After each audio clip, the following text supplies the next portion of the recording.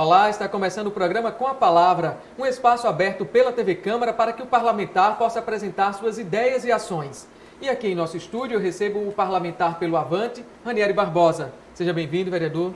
Muito obrigado, Túlio. Mais uma oportunidade de participar do Com a Palavra. E exatamente nesta edição estaremos apresentando a prestação de contas do exercício parlamentar no primeiro semestre agora de 2019. Uma discussão que chegou à Câmara Municipal nesse primeiro semestre foi com relação aos comerciantes do food park, os food trucks que ficam na área não edificante ali de Ponta Negra, tem em toda a cidade, mas especialmente na área não edificante de Ponta Negra. E essa discussão chegou à Câmara Municipal, os parlamentares participaram desse debate, o senhor foi um dos protagonistas. Como é que ficou essa situação dos comerciantes naquela região? Essa é uma situação que só vai ser solucionada com o plano diretor? Qual a opinião do senhor? Indiscutivelmente o plano diretor pode consolidar e resolver o problema, porque é através de uma lei que vai regulamentar aquela região que se encontra numa APP, uma área de proteção permanente, como também no ZPA, na Zona de Proteção Ambiental. Essa discussão que hoje já está dentro de um pré-acordo entre o Ministério Público e a Prefeitura de Natal, através do chefe do Poder Executivo, com a mediação que a Câmara fez, provocando esse encontro para que se fizesse até um TAC, de ajustamento de conduta, com as adequações devidas pela Prefeitura de acessibilidade, de questões urbanísticas e ambientais. No entanto, o caráter social tem que prevalecer. Um outro momento que é a discussão, que eu digo que somos protagonistas do desenvolvimento pela inclusão ao mercado de trabalho da empregabilidade, tanto informal como ser geradora para a inclusão como microempreendedor individual. E aquela área é uma área hoje turística, ficou bem urbanizada, trouxe segurança para tanto turística daquela região como aos moradores que frequentam, tanto ali caminhando, correndo, pedalando naquele trecho da Roberto Freire, porque antes era uma área apenas de lixão, uma área totalmente, eu diria, de vulnerabilidade de segurança, e hoje é uma área potencialmente para o turismo, e aí a gastronomia veio se consolidar com um food park naquela região. Digo, mais de um food park, ali hoje tem 4 food parks. Então, é esse entendimento, essa sensibilidade, a percepção que espero de todos, Poder Judiciário, Poder Executivo, Poder Legislativo, possam convergir para o bem de Natal. Outro assunto que movimentou o debate aqui na Câmara foi o assunto em torno do transporte público, das regras para a licitação do transporte público. Nessa ocasião, o senhor pretendia inserir nessa discussão o transporte alternativo. Apresentou uma emenda, mas essa emenda foi rejeitada. E esses profissionais que trabalham com o transporte alternativo na cidade se queixam de uma certa perseguição por parte da Secretaria de Mobilidade. Como é que o senhor tem acompanhado esse debate e o que é que pode ser feito para que esses profissionais atuem com uma melhor segurança jurídica? Eu vou sintetizar, porque na verdade são 3 perguntas para um segmento, que seria de transporte, mas também pontuando um tipo de modalidade, que é o alternativo. Todos me conhecem aqui na casa que a minha participação em qualquer projeto de lei, oriundo de mensagem do Executivo, ou mesmo até de algum colega aqui parlamentar, do Edil, que compõe o nosso colegiado, eu discuto pelo mérito, eu tento estudar todas as leis, buscando informações, até quando eu tenho limitações de conhecimento, fugindo da minha formação acadêmica, mas eu vou estudar, vou buscar quem tem conhecimento para me orientar. E na área de transporte, busquei informações com o professor Rubens, que é também da área acadêmica, um conhecedor na área modal, inclusive de transportes públicos. Peguei informações com engenheiros de trânsito, peguei informações com os operadores de trânsito, no caso, os motoristas alternativos, microempreendedores individuais, e a discussão que eu coloquei, que tinha sido revogada na lei, na mensagem encaminhada, que não constava a participação do transporte alternativo. Eu achei um absurdo, porque primeiro já eliminou por lei, no que foi encaminhado para a Câmara, que eles não teriam direito nem de participar de uma competitividade. Verbalmente, a secretária disse, não, vai depender do edital, do estudo que formos fazer. Então, eu coloquei uma emenda para garantir, até tendo o estudo que tem um diagnóstico para dizer qual é o percentual possível de concorrência e de números de veículos para que possam ter as linhas disponíveis para fazer o transporte através dos alternativos. A minha emenda foi derrotada, mas continuo ainda sendo protagonista, juntamente com outros colegas, de se somarem para defender essa categoria, porque eu não posso permitir, enquanto legislador, que tenha o vício de inconstitucionalidade de priorizar um monopólio que seria os ônibus. Então, os ônibus é um poderio muito forte que, independente que com viabilidade econômica, eles têm o direito de oferecer um serviço e ter a sua margem de lucro. O que não pode é um lucro abusivo, que é o que acontece no Natal, com um sistema caótico, uma má prestação de serviço e ainda dominando completamente a estrutura de serviços. Então, não podemos permitir. Então, vamos cobrar da Secretaria de Trânsito e Transporte a legalidade. E não só a legalidade, a isonomia e a competitividade que é clamada pela própria Constituição que está aí. Porém, a nossa lei magna que está sendo descumprida. Por outro lado, também viralizou nas redes sociais que um agente de trânsito, um servidor público, dizia que recebia orientação da gestão da STTU para não cobrar dos ônibus apenas alternativos. Isso é muito grave, isso é uma perseguição a um determinado segmento com uma orientação administrativa e que isso gera um crime muito grave de improbidade.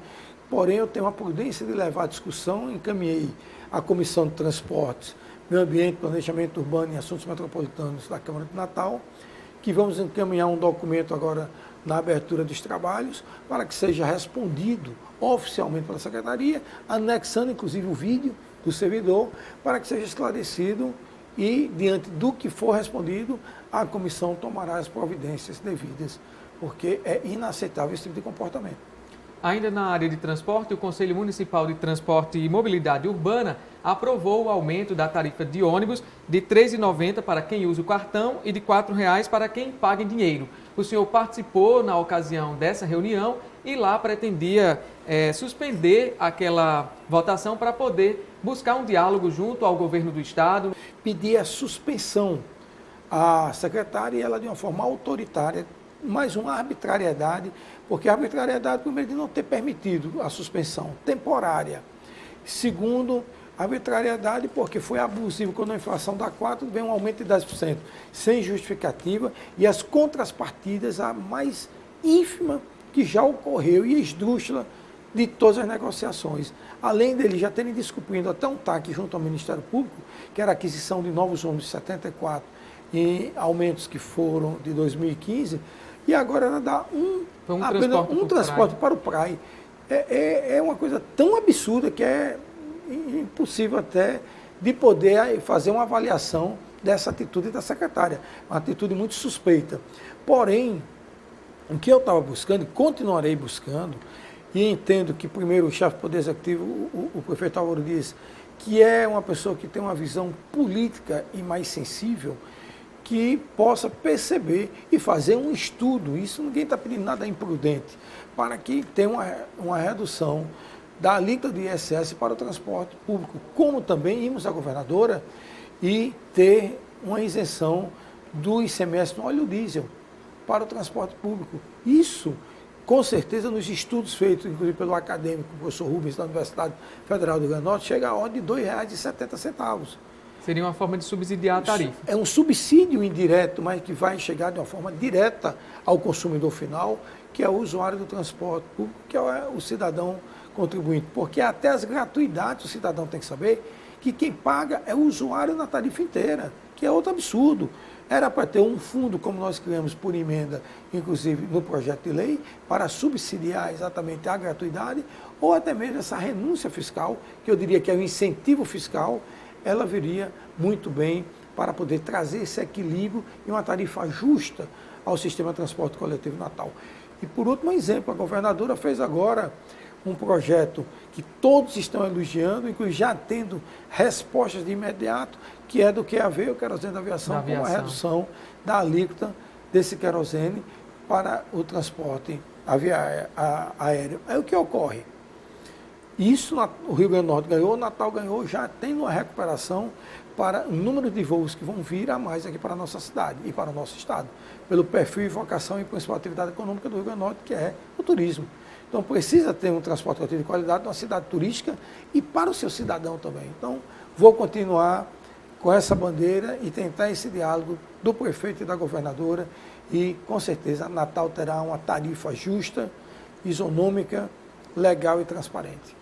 Nosso tempo já está encerrando e ainda tem muita coisa aqui para a gente comentar, porque foi um semestre com bastante trabalho. O senhor realizou uma audiência pública para discutir o contingenciamento de 30% na educação pública federal. Quais os encaminhamentos retirados dessa audiência? Foi muito positiva. Primeiro, a população com todo ter conhecimento do contingenciamento de 30% iria implicar em desemprego, da ordem de 1.500 trabalhadores diretamente à Universidade Federal e 700 do IF, porque o contingenciamento, de forma discricionária, estaria no custeio. E o custeio implicaria exatamente em serviços contratados, mão de obra, energia elétrica, e poderá ocorrer um caos muito grande se realmente o contingenciamento não tiver, na sua totalidade, uma supressão, a partir principalmente de outubro a dezembro, não um término das atividades escolares e universitárias aqui no Rio Grande do Norte, como eu diria a nível do Brasil. Mas eu destaco o Natal, principalmente a Universidade Federal, o seu campus Natal e os IFs que tem em Zona Norte, Natal, a necessidade desse contingenciamento ter uma revisão. É isso que nós discutimos aqui com os protagonistas, ordenadores e responsáveis pelos institutos do IF e pela Universidade Federal. Para finalizar, vamos falar um pouquinho sobre orçamento público, especialmente sobre emendas impositivas para 2019. O senhor teve uma reunião com o líder do prefeito para tratar desse assunto e, mais especificamente, a votação também da lei de diretrizes orçamentárias. Na verdade, eu me reuni com o líder do prefeito para dar um encaminhamento e oficializar as emendas impositivas da ordem de 2%, onde nós destinamos 40% para a cultura, para a própria FUNCAT, e 60% para emendas do nosso mandato, destinando ao camelódromo do Alecrim, ao mercado público, o mercado do peixe nas Rocas, a comunidade Lagoinha, a comunidade da Guarita, e são emendas que serão atendidas com os serviços através do que nós estamos propondo. Porém, a discussão ela vai um pouco mais além. Primeiro, um direito da legalidade, esse instrumento que é exatamente as emendas impositivas. Por outro lado, a lei de diretrizes orçamentárias, colocamos dentro das metas e ações, preservando o que está no PPA e que vamos propor já para o segundo semestre uma revisão ao PPA para novas ações e alterações de metas de acordo com o diagnóstico que Natal tem hoje e também com a nova gestão do prefeito que está aí. Então, discutimos com a secretária da Administração e Finanças, a Damiris França, como discutimos com os secretários das emendas aonde nós destinamos e estamos acreditando que a política tem que ter essa relação institucional harmônica com o Poder Executivo e que hoje, aqui parabenizo de uma forma muito justa, faço críticas pontuais ao governo de uma forma independente, como também elogio no momento certo aos secretários que estão desenvolvendo o trabalho e merecedor do nosso respeito. Ok, obrigado, vereador Ranieri Barbosa, por sua participação aqui no programa Com a Palavra. Obrigado. Ainda teríamos muitos mais ações parlamentares que desenvolvemos no primeiro semestre que não tivemos tempo suficiente de poder colocá-las, mas que todos saibam que o nosso mandato é de vocês. Estamos aqui para representá-los e trabalhar pelo interesse comum, interesse do desenvolvimento da nossa cidade natal. Esta edição do programa Com a Palavra, o vereador Ranieri Barbosa fica por aqui. Outras informações sobre o Legislativo e a cidade você confere ao longo de nossa programação.